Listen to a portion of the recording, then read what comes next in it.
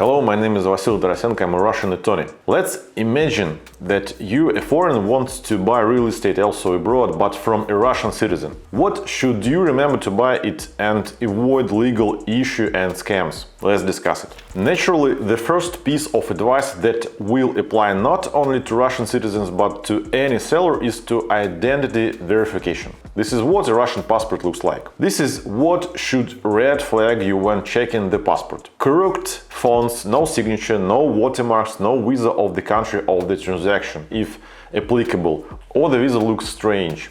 The passport was issued a long time ago, but looks like new. Yet, the best idea is to run a check on the future seller's identity documents. Ask him or her to show you their internal passport. It's used by Russian citizens as the main ID in Russia. You can see an example on the screen here. Enter the passport details on the Gosuslugi website by clicking on the link on the screen, and you'll find out if the document is existing and valid. It's more complicated with the travel passport, but as lawyers we can check it too for compliance with the state requirements as well as entry and exit stamps. Claims of other possible owners. It may happen that you buy the house of your dream and then it turns out that not only the seller had the rights to it, that is, he could not dispose of the house alone. Claimers will go to the court, and depending on what the judge decides, either the deal will be cancelled or these claimers will demand compensation. Of course, this depends heavily on the law of the country. This may not happen, but ideally you want to make sure that whoever is selling the property is allowed to do so. When can this happen?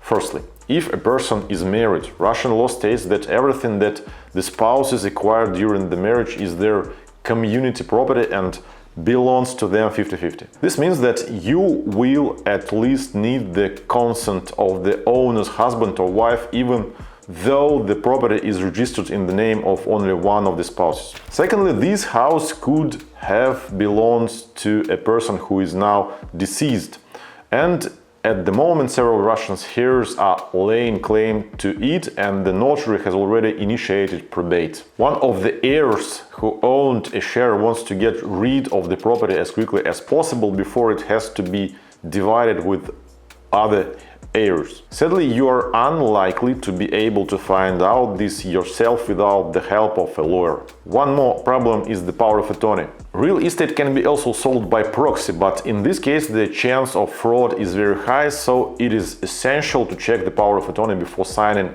any contract. What must a power of attorney include? A power of attorney issued in Russia must be notarized on a yellow form with a notary seal in Russia with a coat of arms.